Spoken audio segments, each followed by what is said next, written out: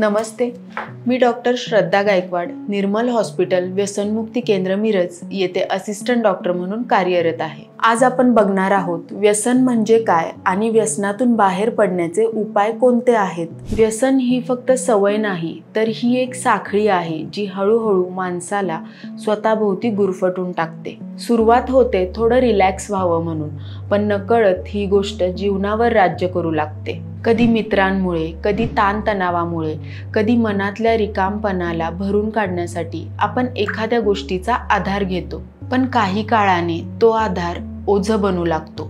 शरीर त्याची मागणी करू लागते, आपलं मन त्याच्याशिवाय अस्वस्थ होतं आणि मग आपण म्हणतो की मला सोडता येत नाही। हीच ती वेळ असते जिथं व्यसन सुरू झालं आहे।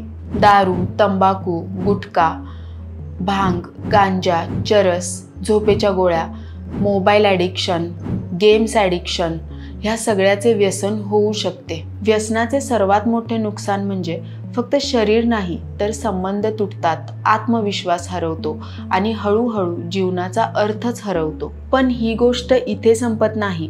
व्यसन म्हणजे शेवट नाही, तर नवा आरंभ करण्याची ही वेळ आहे। त्यातून बाहेर पडण्यासाठी 3 गोष्टी गरजेच्या आहेत। स्वीकार, हो मला व्यसन आहे आणि हे मान्य करणं म्हणजे पहिला विजय। समुपदेशन, काउन्सिलिंग, कारण मनाचा उपचार फक्त औषधांनी नाही तर समजून घेतल्याने होतो।